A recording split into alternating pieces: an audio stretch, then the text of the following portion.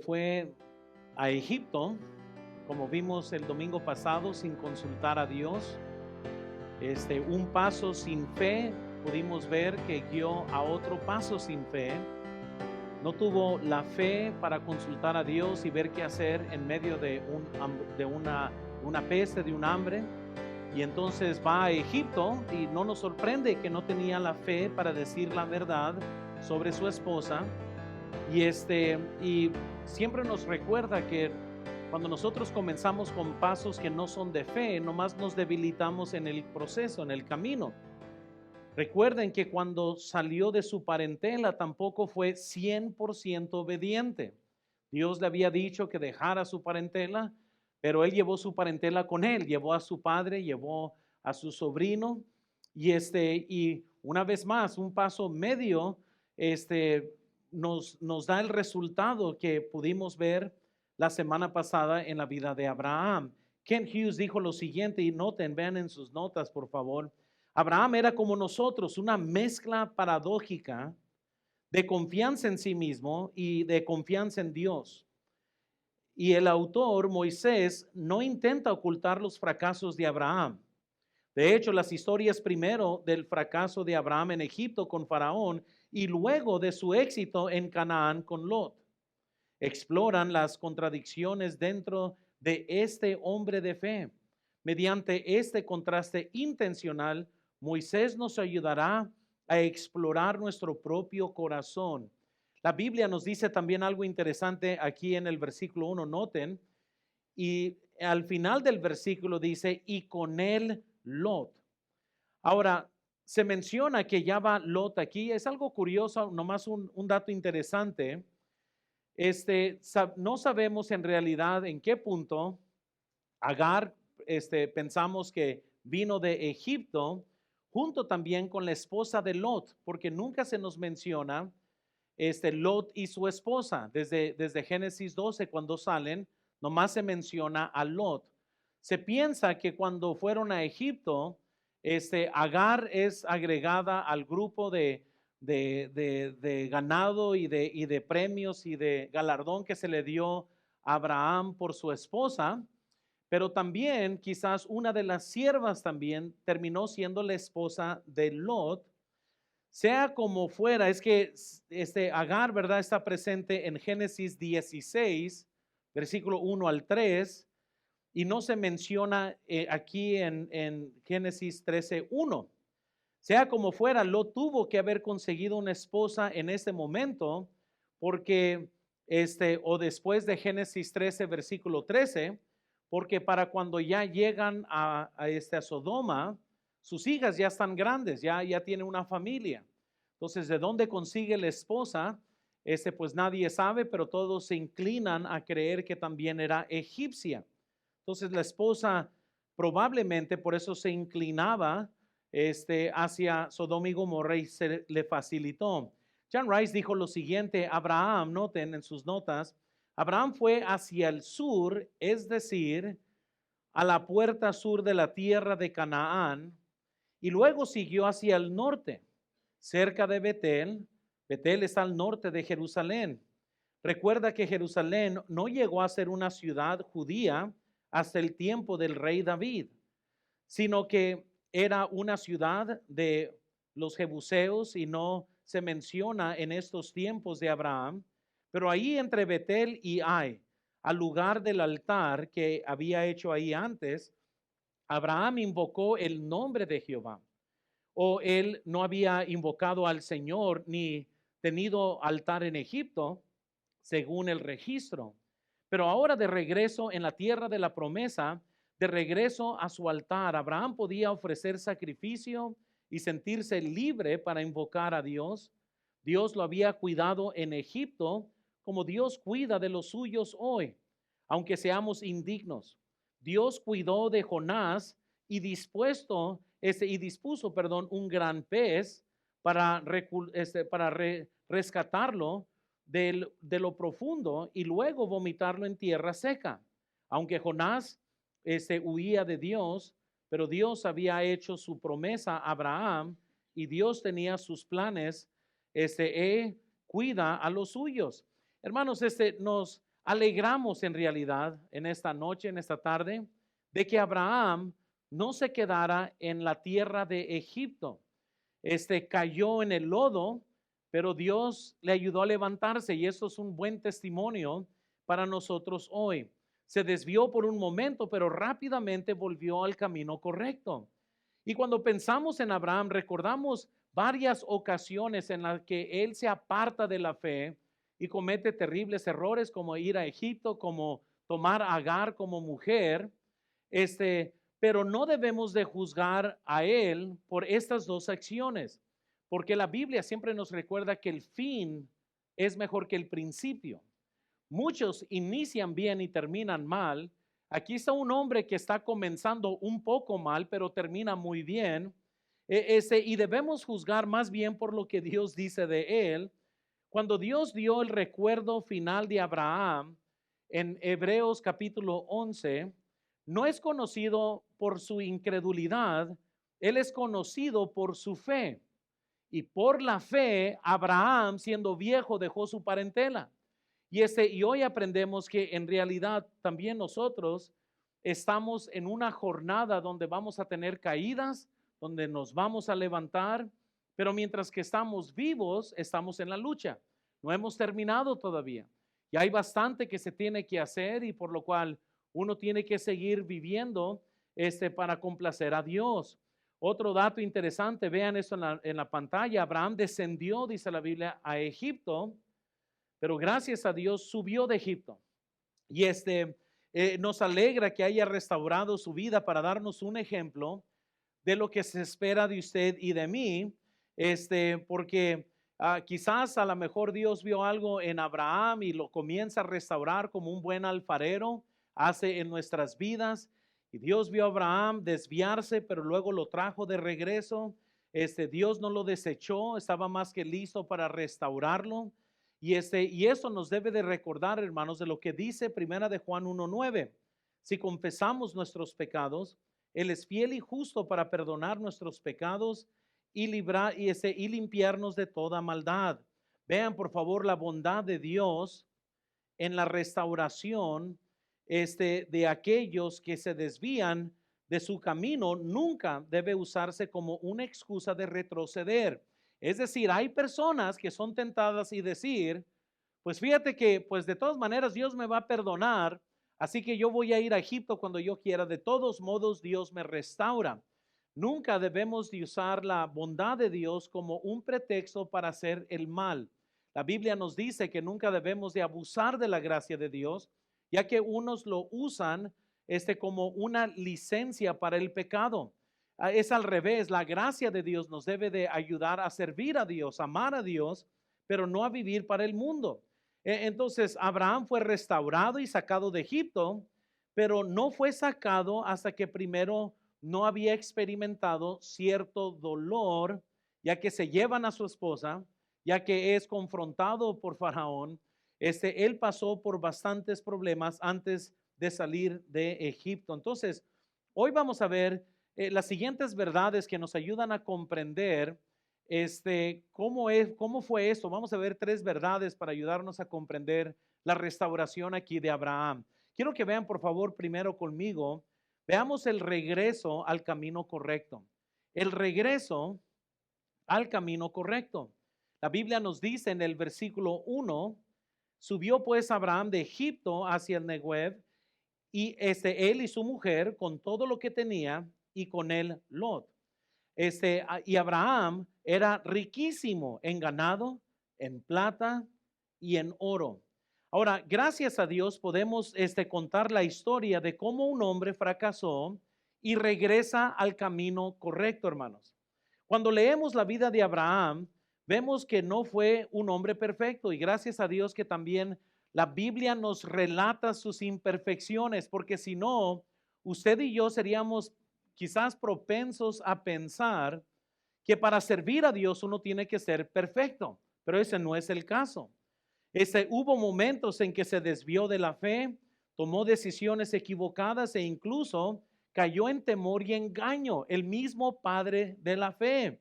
Sin embargo, lo glorioso es que Dios, hermanos, no lo desechó, sino que lo restauró y lo puso de nuevo en su camino, hermanos. La Biblia nos dice en Proverbios 24:16, porque 7 veces cae el justo, y luego ¿qué dice? Y vuelve a levantarse, mas los impíos caerán en el mal. Es cierto, hermanos, que conocemos muchas historias de personas que fracasaron y nunca regresaron al camino de Dios. Pero gracias a Dios tenemos la historia de un hombre que sí cayó y sí regresó al camino de Dios. Y si quieres pensar en alguien que cayó y nunca regresó, pues pensamos en Judas. Él estaba con Jesús, se traiciona a Jesús, pero nunca regresa, hermanos, para ser restaurado porque no era ni salvo. Cualquiera puede ser restaurado, hermanos. No es un asunto si Dios quiere. El asunto es si usted quiere. Porque Dios quiere restaurar, Dios quiere bendecir, Dios quiere hacer más cosas con nosotros que lo que nosotros nos pudiéramos imaginar. Noten, por favor, tenemos a un Dios que desea trabajar con los pedazos de nuestra vida. Lo que pasa, hermanos, es que son muy pocos los que quieren restauración de Dios. Porque mientras que sus vidas es un pedazo y está en dolor, aman el pecado. Y cuando ama la gente el pecado, pues tiene una insatisfacción hacia Dios. Es imposible servir a Dios, a dos señores. O sea, o amas a uno y odias al otro. Pero cualquier cristiano que está en pedazos hoy y está dispuesto a regresar a Dios, él está más que dispuesto para restaurar y bendecir. El justo, noten, no es alguien perfecto, sino alguien que depende de la gracia de Dios para levantarse una y otra vez. Amén. Sus caídas, noten, no son su destino final, porque sus confianzas están en el Señor. Entonces el impío, noten, en cambio, tropieza y se queda ahí porque no tiene fe para volverse al Dios que restaura.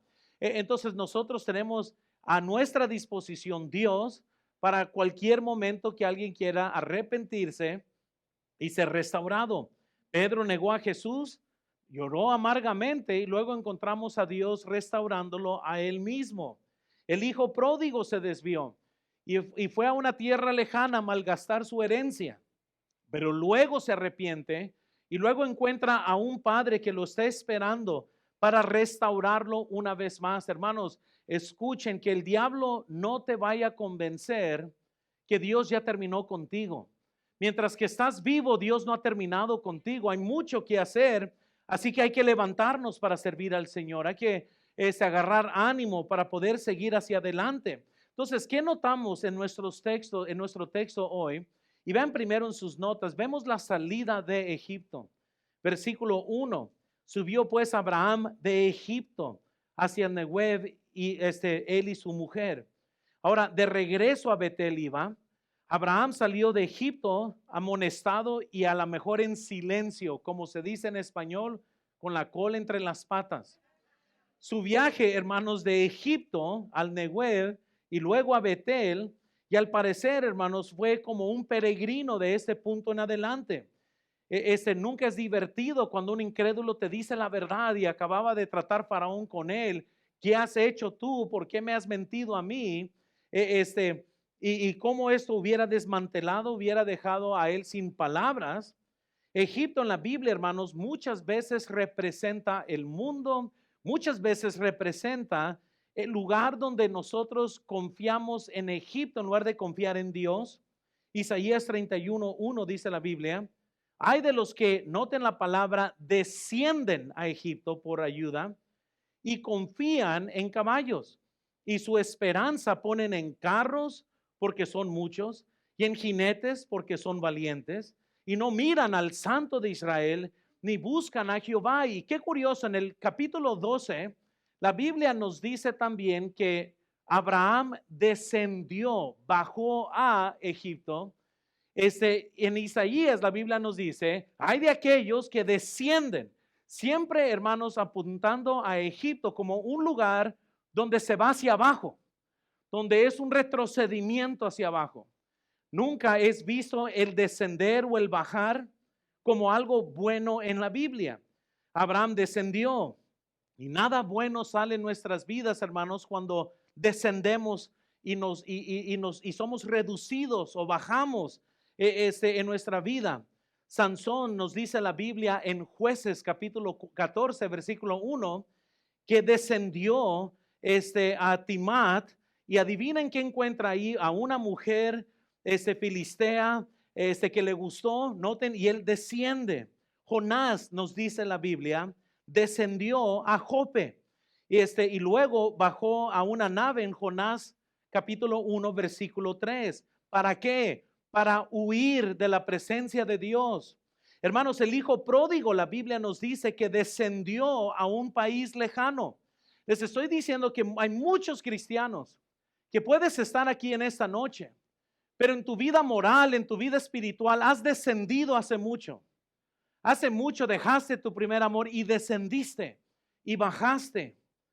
Desciende Abraham y se va para proteger su propia vida, pero desciende y se sale de la fe y se mete en problemas. Hay muchas lecciones para nosotros, porque muchos creyentes que enfrentan crisis, enfrentan problemas, enfrentan dolores, muchas veces descienden en ese momento. ¿Cuántas veces alguien quizás con dolor y miedo no ora, no confía en Dios y toma una decisión y desciende en su vida? ¿Cuántas veces, hermanos, la tristeza hace descender? ¿Cuántas veces el enojo te hace descender? Pero al final de cuentas todos descienden. Egipto, hermanos, no representa nada más que una solución humana para algo que Dios quiere proveer para nosotros. Egipto también representa una dependencia en el material, en lugar de depender de Dios. Egipto nos recuerda a un compromiso espiritual. Es rebajar todo lo que creemos, todos nuestros principios bíblicos, y rebajarlos a ser mundanos. Noten, por favor, después de un fracaso, el primer paso es salir del lugar equivocado. ¿Dónde estaba Abraham? Estaba en Egipto. Y para restaurar su vida tiene que salir de Egipto, hermanos. Muchos cristianos quieren restaurar sus vidas en el lugar equivocado de sus vidas. Eso es imposible. Debemos salir de nuestro Egipto, ya que ese siempre es el lugar equivocado en su vida. Me gustó mucho lo que dijo John Phillips. Vean en sus notas: la verdad bíblica de la separación del mundo ha caído en tiempos difíciles. Noten, quizás como una reacción contra el aislamiento. La verdadera separación bíblica no es aislamiento, sino aislamiento protector. Es vivir en el mundo como creyentes sin ser del mundo, como un cable vivo aislado contra todo lo que podría provocar un cortocircuito en su efectividad. El creyente hace contacto en un extremo con la fuente de poder y en el otro con la necesidad evidente. Noten, este mundo es enemigo de Dios. Ha mostrado su odio en el asesinato de su hijo. Arquímedes dijo que podría mover el mundo si se le diera una palanca lo suficiente larga y un punto lo bastante alejado en el espacio para colocar el fulcro. De la misma manera, el creyente puede levantar al mundo, pero solo si permanece separado de él. Un hombre no puede levantar un barril estando dentro de él.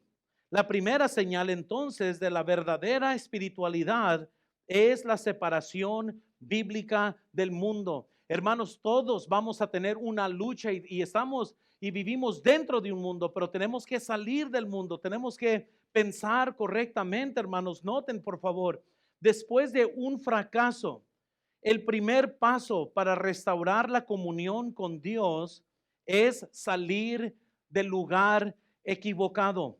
No se puede caminar con Dios mientras seguimos en un terreno que representa desobediencia o falta de fe. Entonces es ridículo, hermanos, tratar de complacer a Dios en desobediencia.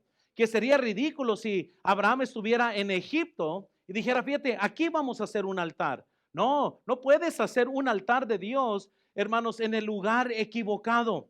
Así como el hijo pródigo, noten, no fue restaurado hasta que dejó el país lejano, Lucas 15, 17 al 20, Abraham tuvo que dejar a Egipto antes de volver a su altar. Hermanos, no podemos tener las dos cosas aquí. Cometiste un error como Abraham, no te preocupes, pero no trates de pretender que desde el lugar equivocado vas a servir a Dios y que desde el lugar equivocado vas a regresar a tu altar. Salir de Egipto, hermanos, puede significar muchas cosas para nosotros hoy. Puede significar el renunciar a una práctica que te aleja de Dios.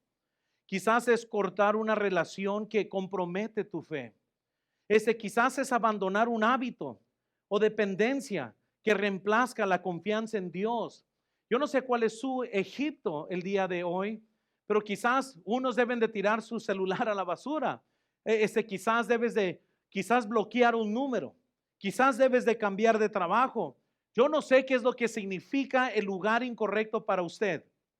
Pero al final de cuentas, si te encuentras en un lugar donde no debes de estar, no vas a poder servir a Dios desde ese lugar.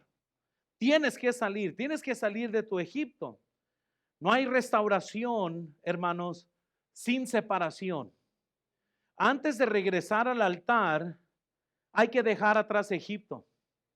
Amén. Es un principio muy importante. Nunca se puede restaurar sin dejar. Noten por favor, segundo, con las bendiciones, notamos que con las bendiciones, pero también con las cicatrices. Sale Abraham de Egipto, pero vemos también que él sale con bendiciones que él adquiere. Y la Biblia nos dice en el versículo 2, y Abraham era riquísimo en ganado, en plata y en oro. ¿Cuántos recuerdan en el capítulo 12 la Biblia nos dice que cuando él niega que su esposa es su esposa y dice que es su hermana, la Biblia dice que Faraón le dio muchas cosas a él? Él sale más rico de Egipto. Sale con más lana, amén, con más ganado. El contraste intencional, hermanos, con el fracaso aquí de Abraham, porque no quiero que piensen, no, pues vale la pena ir a Egipto. Ahorita vamos a ver que nunca vale la pena. La palabra, hermanos, aquí, la palabra riquísimo, es una palabra hebrea bien curiosa que ha sido traducida de varias formas. Es una palabra que significa pesado, significa grave, significa en extremidad. Por ejemplo, esta misma palabra, vean el capítulo 12, nomás para que tengamos una idea, versículo 10. ¿Estamos todos ahí? Dice la Biblia, hubo entonces hambre en la tierra y descendió Abraham a Egipto para morar allá, porque era y es la misma palabra grande. La misma palabra hebrea grande es traducida riquísimo. Muy bien. En otras palabras, en el versículo 12, lo que está diciendo la Biblia es que ahora sale Abraham de Egipto pesado. Él tiene ahora más cosas de qué preocuparse. Él sale no tanto con riqueza de, vamos a tirar el dinero en el aire, sino que ahora sale con más cosas. Su vida es ahora pesada, es algo grave ahora. Esto indica que debemos de leer la historia y tenemos que tener un ojo muy cuidadoso aquí. No vaya a ser que alguien piense, pues mira, salió más bendecido de Egipto. El texto nos dice que él era riquísimo en ganado y plata, y oro. De hecho, es la primera vez que vemos una diferencia entre alguien que es rico y alguien que no. Es la primera vez que se menciona. Matthew Henry dijo lo siguiente, vean en sus notas. Hay una carga de preocupación al obtenerlos, hablando de las riquezas, miedo al conservarlos, tentación al usarlos, culpa al abusar de ellos, tristeza al perderlos y finalmente una carga de rendición de cuentas por ellos. Las grandes posesiones solo hacen que los hombres sean pesados e ingobernables. Y ese es el peligro, hermanos, que vemos hoy. Y vean por favor aquí en la pantalla, humanamente hablando, su viaje a Egipto parecía un éxito. salió con más recursos de los que tenía al entrar. Sin embargo, noten, entre esas bendiciones también llevó algo que traería problemas más adelante. Agar, la sierva egipcia, a quien se convertiría en el centro de un conflicto familiar y espiritual que alcanzaría generaciones. ¿Quién se iba a imaginar que parte de lo que él a lo mejor estaba celebrando, él a lo mejor, gloria a Dios, me protegió? Y sí lo protegió Dios. Y sí protegió a su esposa, que era inocente en este complot de su esposo. Sin embargo, al salir, si acaso él a lo mejor estaba pensando, pues fíjate, nos fue bien. Gloria a Dios, gloria a Dios. Dentro de este ganado estaba algo que tarde o temprano le iba a traer serios conflictos para su futuro y serios conflictos generaciones después, el día de hoy, que siguen en pleito, todos los descendientes de Agar con todos los descendientes de Sara. Entonces Abraham sale rico materialmente, pero con consecuencias espirituales. Agar más tarde va a ser un conflicto y también Lot, que salió con más cosas también, comienzan a tener conflicto. Hermanos, ¿en qué debemos de estar pensando nosotros? Dios, hermanos, es tan misericordioso con nosotros que aún incluso muchas veces en nuestras tonterías, Dios nos protege de que las cosas no sean tan malas como deberían de ser. Muchas veces cristianos abusan de esto. Y como no ven el rayo que sale del cielo y los matan, ellos continúan en una vida de desobediencia. Y como nos predicó el pastor Galván sobre la bondad de Dios y cómo Dios espera que eso nos guíe a un arrepentimiento, porque si no, entonces el quebranto es más duro. Agar, aunque en ese momento parecía una bendición, más ayuda quizás para Sara, terminaría siendo parte de una discusión precipitada que iba a traer bastante dolor a su vida. Warren Wiersbe dijo lo siguiente, vean por favor, el gran problema es que todo lo que Abraham recibió en Egipto más tarde causó problemas debido a su gran riqueza. Abraham y Lot no pudieron vivir juntos y tuvieron que separarse. Agar, la sierva egipcia, trajo división y dolor al hogar. Habiendo tenido un gusto de Egipto, el mundo, Lot comenzó a medirlo todo lo que veía ahí, conforme al capítulo 13, versículo 10 al 11. Y esto llevó a su caída y a la ruina de su familia. No hay beneficios en desobediencia, hermanos. Parece que sí, pero nunca los hay. Hay tantos ejemplos bíblicos, hermanos, en la Biblia de personas que desobedecieron y no es como que salieron mejor. David, cuando comete adulterio con Betsabé, pero su familia sufrió serios conflictos de rebelión por causa de su pecado. Moisés, hermanos, golpeó la piedra. No cayó un rayo y no mató a Moisés, pero no pudo ver la tierra prometida. Pedro negó a Jesús y fue restaurado, sí, pero después de haber llorado amargamente, hermanos. Nunca vamos a salir 100%, hermanos, sin ser tocados por el pecado. Quizás ahorita estás viviendo una vida doble, quizás estás viviendo una vida oscura, nadie sabe lo que está pasando en tu vida, pero tarde o temprano, hermanos, las cicatrices se van a mostrar, el dolor va a salir, la vida va a florecer y te va a alcanzar el pecado. Vean, por favor, en nuestra vida cristiana, podemos salir de una etapa de desobediencia y ver la gracia de Dios manifestarse, pero eso no significa que el pasado no tenga efectos.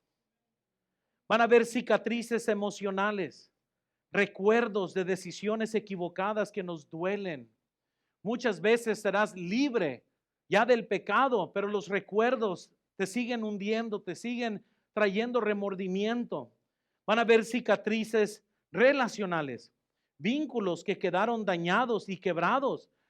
Nunca pienses por un momento que las cosas nomás van a regresar a ser igual. Amén. Hay dolores que muchas veces no van a sanar y vas a tener que aprender a vivir en plan B el resto de tu vida. porque el dolor siempre va a estar ahí. Las consecuencias siempre van a estar siempre presentes. Tu matrimonio nunca va a ser igual. Tus hijos nunca van a ser iguales. Van a haber también cicatrices espirituales, áreas donde nuestra fe fue debilitada y van a requerir restauración, y aún después de la restauración van a haber todavía huellas de que habías caído en esta área, tal como es el hombre que va y visita pornografía. Nunca sale igual, hermanos. La lucha siempre es grande. Y alguien puede arrepentirse y tratar de gozar de la gracia de Dios, pero tu vida nunca es igual, tu debilidad siempre es evidente. Y por eso uno tiene que tener cuidado de no livianamente salir a Egipto, porque nunca sabes cómo vas a regresar. Un escape que para ti se te hace chico, no te imaginas las graves consecuencias que esto va a traer a tu vida. Por eso nunca debemos de jugar con una salida loca o jugar con el pecado, porque nunca sabes exactamente cuál va a ser el fin de tu vida después de esta acción. Dios puede restaurar, hermanos. Dios puede bendecir, pero tú no estás en control de tus cicatrices y no estás en control de las consecuencias. Así que tienes que tener mucho cuidado con tu vida. No abuses de la gracia de Dios. Entonces primero vemos que Abraham sale de Egipto, regresa al camino correcto. Pero vean número 2 conmigo, por favor.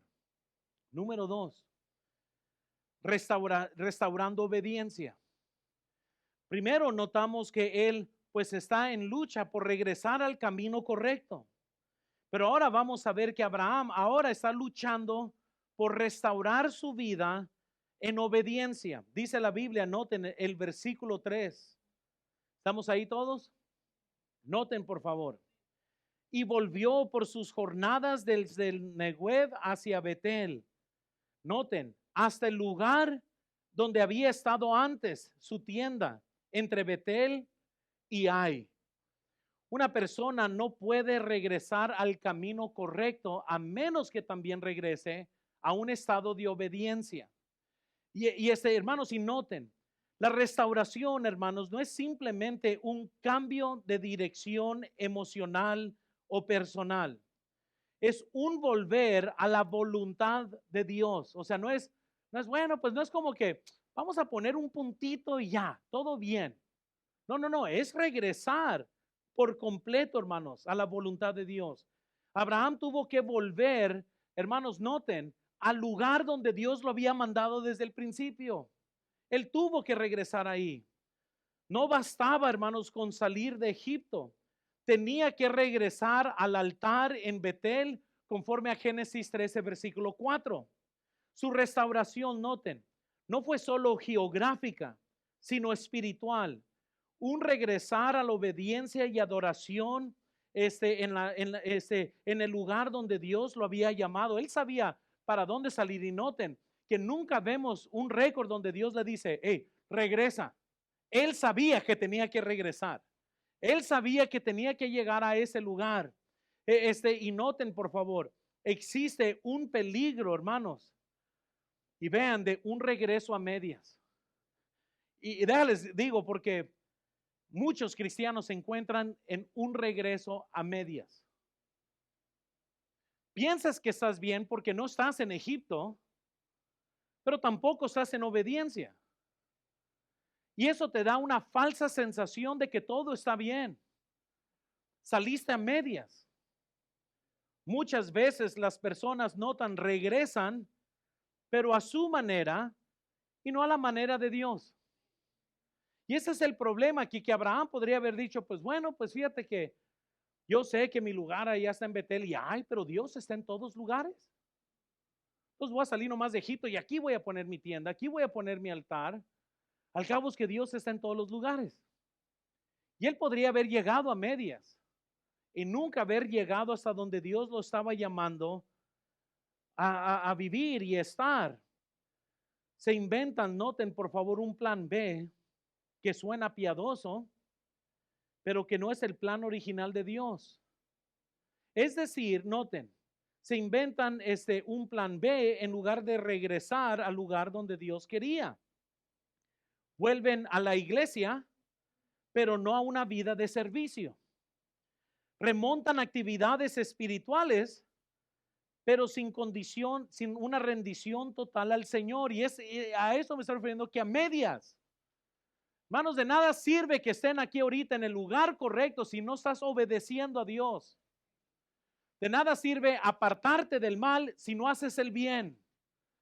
La santificación conforme a la Biblia no nomás es apartarse del mal por apartarse del mal. Salmos nos dice, apártate del mal y haz el bien. Entonces, si él hubiera salido de Egipto, qué bueno. Pero si nunca hubiera llegado a Betel, si nunca hubiera llegado al lugar donde Dios lo había llamado, él iba a continuar en desobediencia, nomás que en una desobediencia quizás más hipócrita, menos mal. Pero no está bien, nomás es menos mal. Restaurar, hermanos, obediencia es volver al punto de partida con Dios. No podemos inventar atajos espirituales. La obediencia significa volver al lugar donde Dios te quería desde el principio.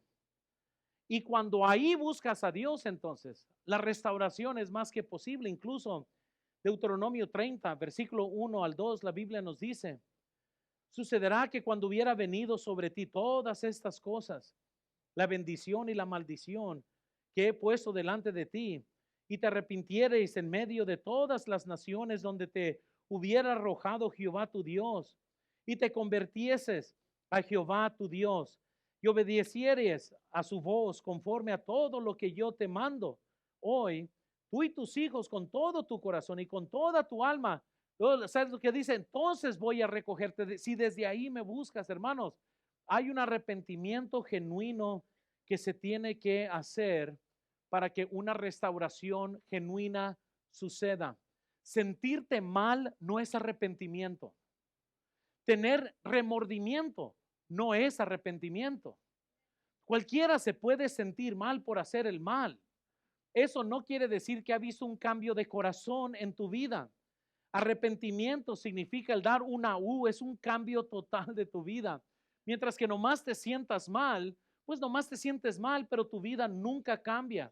Un arrepentimiento genuino te dirige a Dios para que Dios te ayude. Por eso Jesús fue el que dijo, si me amáis, guardad mis mandamientos, allá en Juan capítulo 14, versículo 15. Entonces el amor verdadero hacia Dios no es un amor sentimental, es un amor que se demuestra en obediencia. Ese es el amor genuino. Amén. Yo puedo tener un montón de bonitos sentimientos hacia mi esposa, pero un amor genuino me va a obligar a obedecer mis votos maritales, a honrarla, a ser leal a mi esposa, porque la amo. Eso es amor. Y Jesús dijo, mira, no me digas Señor, Señor, si no haces lo que te digo. Si me amáis verdaderamente, vas a guardar, hermanos, dijo Jesús, mis mandamientos. Entonces, hermanos, ¿qué vemos aquí en cuanto a la restauración de obediencia? Noten conmigo, por favor, primero en sus notas, vemos que comienza un caminando hacia Canaán. Canaán es la tierra prometida, de ahí es donde recordé el corito. Porque él va hacia Canaán, la tierra que se le había prometido. Regresó al lugar donde había plantado su tienda al principio entre Betel y Ai, dice la Biblia. Aunque Abraham regresó de Egipto con grandes riquezas, volvió al mismo lugar de antes, exactamente donde había empezado. No era como que dijo, bueno, pues ya me fui al mundo un rato, ahora me voy a ir a vivir a Cancún. No, no fue así. Tengo que regresar al mismo lugar donde yo había regresado. Abraham, hermanos, no debería usar las bendiciones de Dios como un pretexto para regresar a Egipto. La incredulidad de Abraham lo apartó del lugar de adoración, lo llevó al pecado y causó que otros pecaran por culpa de él. Eso es lo terrible aquí de Abraham. Por culpa de él, muchos cayeron en pecado. Hermanos, confiaba en Egipto más que en Dios, y eso lo llevó a muchos problemas en su vida espiritual y en su vida de la familia, familiar. Abraham, hermanos, no debió usar absolutamente nada en Egipto como para gloriarse y para hacer el mal. Uno tiene, hermanos, que tener cuidado cómo tambalea en la vida, especialmente si tenemos hijos. Nunca sabemos cómo nuestro pecado puede influir en la vida de ellos. Y uno pensaría que no, hermanos, pero sí sucede. Yo he hablado con jóvenes que odian a uno de sus padres por lo que descubrieron en la vida privada de uno de sus padres. Saben, una conferencia y un joven se me acercó y él se había arrepentido de tener odio y coraje contra sus padres. Yo le pregunté a él, pero ¿por qué odias tanto a tu padre? Es que si no fuera por mi padre, mi familia hubiera estado bien y no, nunca estuviéramos sufriendo lo que había pasado. Su padre había dejado a su mamá por otra mujer. Y él desde niño sufrió mucho porque sufrieron hambre. El hombre no se hizo responsable de cuidar a sus hijos y pasaron por un terrible tiempo de niños. Y al crecer, él creció, aunque creció en una iglesia, creció con un odio severo hacia su padre. Y les digo, y aunque ya su padre para entonces ya había regresado a la iglesia, se había divorciado de la siguiente esposa, quiso llegar con su mamá lo había recibido en casa, se habían recasado otra vez, pero este muchacho odiaba, repulsaba su estómago al ver a su padre. Tanto que para los 17 años ya no aguantó y se fue de su casa para vivir a otro lugar con otro familiar, porque literalmente al ver a su padre lo quería golpear, lo quería matar. Nunca te imaginas, hermanos, dónde una decisión suya te va a llevar y qué va a pasar en tu vida. Hay un padre en el estado de Tennessee, en los Estados Unidos, que él estaba limpiando una pistola y al terminar de limpiarla, la dejó con una bala. Llegó su niño chico y comenzó a jugar con ella y se mata. Eso suena terrible. Pero hay muchos jóvenes aquí que han entrado a los cuartos de sus padres, han entrado a los celulares de sus padres y no se pegaron un balazo, se hicieron adictos a la pornografía por lo que encontraron en su computadora y por lo que encontraron en su celular. Y les diste el tiro de gracia. Sus escalas cayeron por culpa de alguien que estaba en pecado y nunca se imaginó cómo esto iba a influir en la vida de sus hijos. Ya les digo, hermanos, hay cosas terribles y cuando nosotros queremos salir de Egipto, no nomás es salir, es regresar a nuestro Canaán, es regresar al lugar. Y la Biblia nos dice también esto, y vean por favor el versículo 3. Volvió pues, volvió, por sus jornadas desde el Negev hacia Betel. Y noten, hasta el lugar donde había estado antes su tienda entre Betel y Ai. Vean letra B en sus notas, vean segundo, por favor. Volviendo al lugar donde se detuvo antes, dice la Biblia. Regresó a su lugar, al lugar del altar que había hecho ahí al principio Abraham. Noten, en lugar de atormentarse por su pecado pasado, se ocupó en hacer lo que necesitaba: vivir con la tienda como peregrino y el altar como adorador, invocando el nombre del Señor. A esa vida Dios lo había llamado. Pero me imagino que antes de irse a Egipto, ¿sabes qué estaría pensando Abraham al destruir su altar? No vaya a ser que lo hayan usado para el paganismo, entonces él iba a destruir el altar de Jehová, no va a ser que lo usen ese para adorar a otro Dios. Al destruirlo, y pues bueno, me voy a ir a Egipto. Ahora tenía que regresar y reconstruir otra vez su altar. La iglesia, noten hermanos, siempre ha enfrentado el desafío de cómo tratar a los creyentes que caen en pecado y desean regresar. Aquí vemos un regreso de Abraham, de que ahora regresa, está regresando al lugar de antes, a reconstruir su altar. entre todos los años, hermanos, ha visto siempre una lucha entre cómo se restaura. Muchos cristianos, por no ser restaurados, mejor se van para no sufrir las consecuencias de sus malas decisiones. Y mientras que se van, piensan que son restaurados, pero comienzan a restaurarse otra vez como en plan B. Nunca en plan A, nunca hay un cambio genuino, nomás se hacen ya más mañosos o se hacen más pecadores en su propia forma porque nunca hay un cambio de verdad. Y ya les digo, la Biblia es muy clara en cuanto a la restauración. La Biblia nos dice en Gálatas 6, versículo 1. Hermanos, dice la Biblia, si alguno fuere sorprendido en alguna falta, vosotros que sois espirituales, restaurarle con espíritu de mansedumbre, considerándote a ti mismo, no sea que tú también seas tentado. Y siempre debe de ser el deseo de cualquier cristiano, restaurar. El problema es que no muchos, ¿verdad?, llegan al punto de su vida donde se arrepienten. La Biblia nos dice acerca de eso, porque si una persona se arrepiente, debe de ser restaurado, pero si no se arrepiente, debe de ser corregido.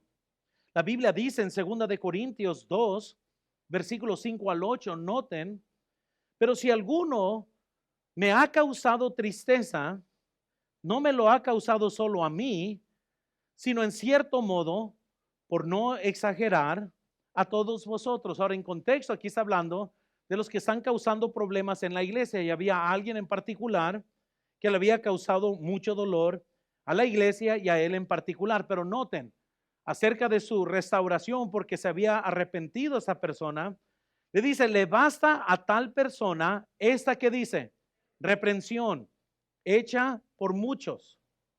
Así que, al contrario, vosotros más bien debáis perdonarle. Y luego, ¿qué dice? Y consolarle para que no sea consumido de demasiada, ¿qué dice? Por lo cual os ruego que confirméis el amor para con él. Ahora, deja pausar aquí, es que es algo bien curioso. Muchas veces hay cristianos en rebeldía y hay un cristiano amándole y tratando de aplicar 2 de Corintios 5, para que no se llene de tristeza. Recuerden que la tristeza dada por Dios guía ¿a quién? A Dios, guía al arrepentimiento. Vimos el domingo pasado. Una tristeza piadosa es saludable, hermanos, porque la tristeza que es conforme a Dios guía al arrepentimiento, y cuando alguien es guiado al arrepentimiento, su vida cambia. Una tristeza conforme al mundo, vimos que nos aleja de Dios, nos consumimos en lástima propia. Y hay muchos cristianos, han hecho el mal, van con la cara larga. Y ahí viene alguien, en lugar de reprenderle, le suaviza la espalda y le, ay, no, hermano, no te preocupes, no, todo está bien. No, y la Biblia dice, no, hasta después que se arrepienten. Dice la Biblia, noten en 1 Timoteo 5:20, para tener esto en contexto. A los que persisten, ¿en qué? Repréndelos delante de todos, para que los demás también, ¿qué dice? Y no hay una contradicción aquí, simplemente nos está dando diferentes circunstancias. Alguien es sorprendido en una falta, la restauración es fácil. Un hermano que está causando problemas y se arrepienten, la restauración es fácil. Alguien que no se ha arrepentido, que persiste en hacer el mal, la Biblia ya lo trata el diferente. Dice la Biblia, a él repréndelo públicamente para que los demás teman y no se comporten como este hermano, que el amor anda desordenadamente. Entonces, cuando hablamos de restauración, hermanos, nomás tenemos que tener esto en contexto. Si hay arrepentimiento genuino, la restauración es posible. Si estás con tus moños todavía, en lástima propia, no te has arrepentido todavía. Un hijo, por ejemplo, que se le llama la atención, va a pasar por fases. Al principio está enojado. Es difícil restaurar a un hijo enojado, porque está enojado, su servicio es duro. Luego pasan por otra fase, donde culpan al padre o a la madre por su enojo. Es muy difícil ayudar a un joven en este estado porque están viendo la culpa, la tienen mis padres, que yo soy infeliz. Ahora, imagínense que en este proceso llega un tío y luego le comienza a decir, ay, tu mamá es que es bien drástica tu mamá. No le hagas caso, pobrecito, mira, estás triste. ¿Cómo se sintieran ustedes como padres? ¿Por qué no iban a querer golpear a ese tío o tía? Porque en lugar de que el dolor y la tristeza que viene por disciplina los guíe a un arrepentimiento, viene alguien para suavizarlos, porque pobrecitos, porque míralos, me causan lástima. Y en lugar de ayudarlos a que se restauren en relación con sus padres, viene alguien y solapa el pecado. Y en lugar de que haya restauración, existe todo menos esto. Porque ya tal cristiano ya se hace mañoso, ya como que dice, bueno, mis padres son los malos, aquí mi tía es la que sí me quiere, ella sí me entiende. Y en lugar de que su vida cambie, nunca cambia. Por eso tenemos que comprender la restauración bíblica, hermanos. Siempre viene después de un arrepentimiento genuino. Siempre viene después de que sales del lugar equivocado y vas al lugar correcto y comienzas a servir a Dios de una forma correcta. De manera similar, hermanos, aquí vemos que Abraham regresó a la tierra prometida, pero no regresó nomás para regresar, regresó y comenzó a construir su altar otra vez. Comenzó a construir su devoción, volvió a Betel. Noten, hermanos, después de caer, la restauración implica retomar la última obediencia. Noten, interrumpida. Tenemos que regresar al lugar de nuestra obediencia. Entonces, primero vemos cómo regresó Abraham al camino correcto. Vemos segundo cómo él restaura su obediencia. Y para terminar, quiero que vean tercero, vemos ahora cómo está restaurando su comunión con Dios. Que al final de cuentas puede salir del lugar correcto y en muchas formas puedes regresar quizás a, no sé, al lugar correcto y a lo mejor tu relación todavía no está restaurada. El versículo 4, la Biblia nos dice, al lugar del altar que había hecho ahí antes. Y noten lo que hace Abraham, e invocó ahí Abraham el nombre de Jehová. Una vez que sales del mundo, una vez que vas al camino correcto, una vez que comienzas a obedecer, pues es importante restaurar tu relación con Dios, tu relación íntima con Dios. La comunión, hermanos, requiere estar en el lugar señalado por Dios.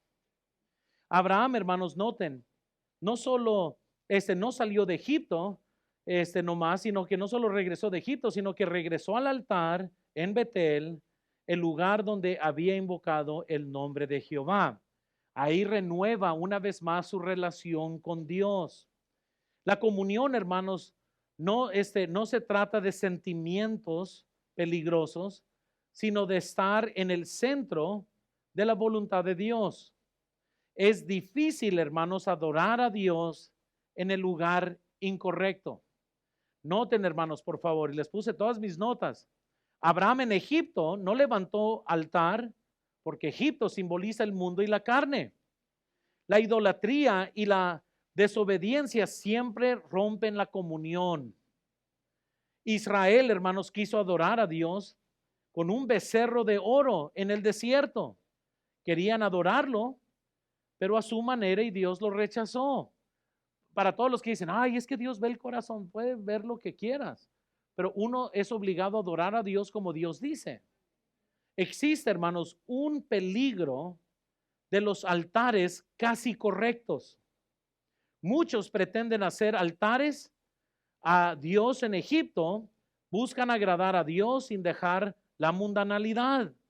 Otros salen de Egipto, pero hacen sus altares cerca de Betel, no en Betel. Es decir, están casi en obediencia, pero todavía a medias, todavía con reserva. La obediencia parcial, hermanos, es desobediencia.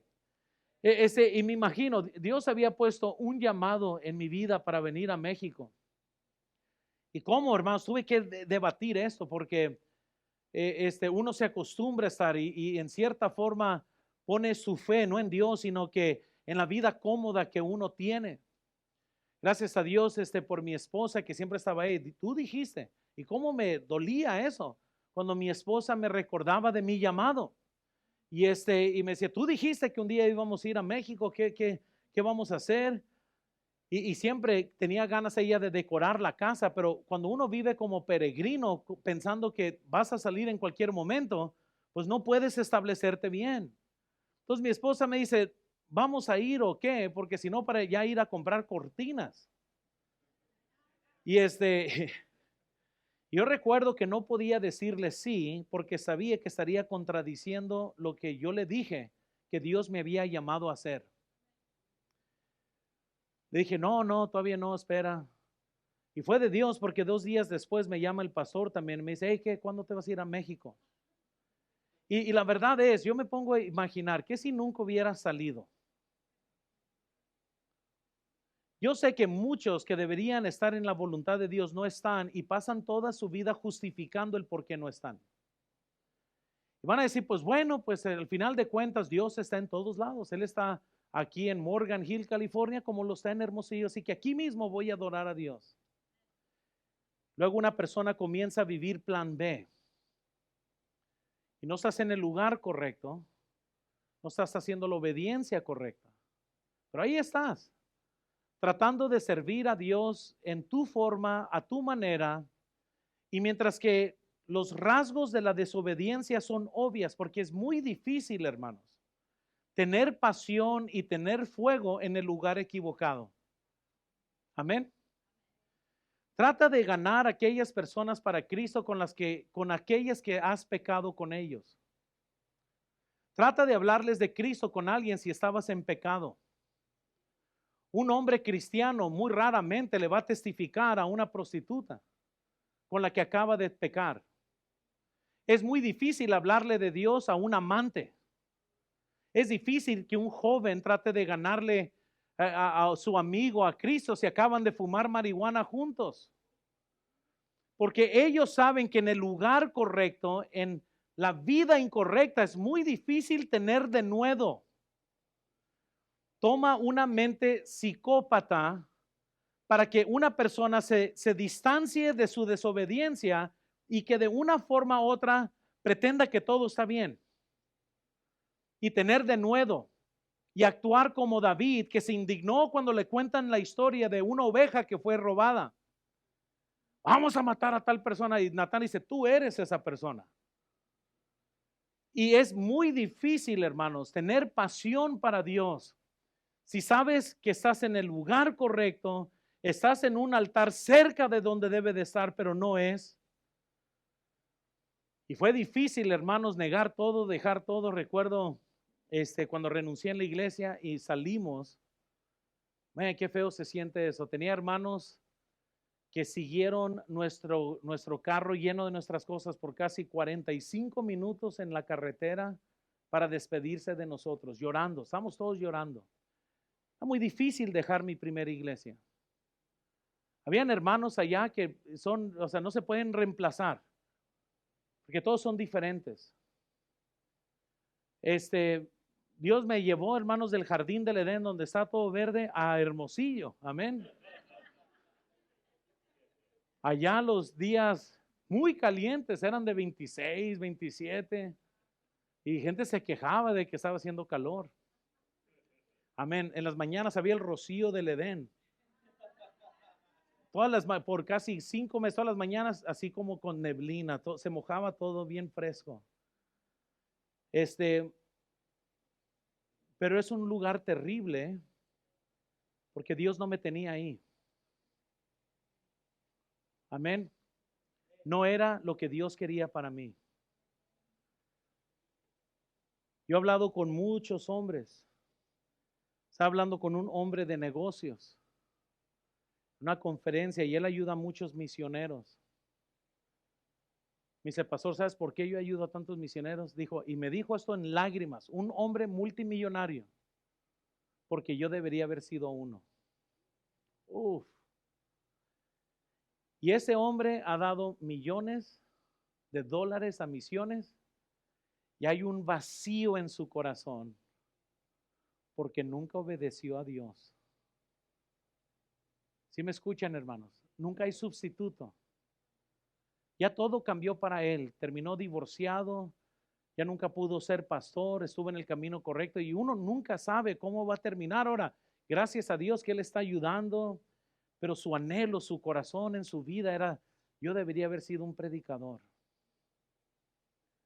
Y hay gente, hermanos, que siempre van a un día de estos.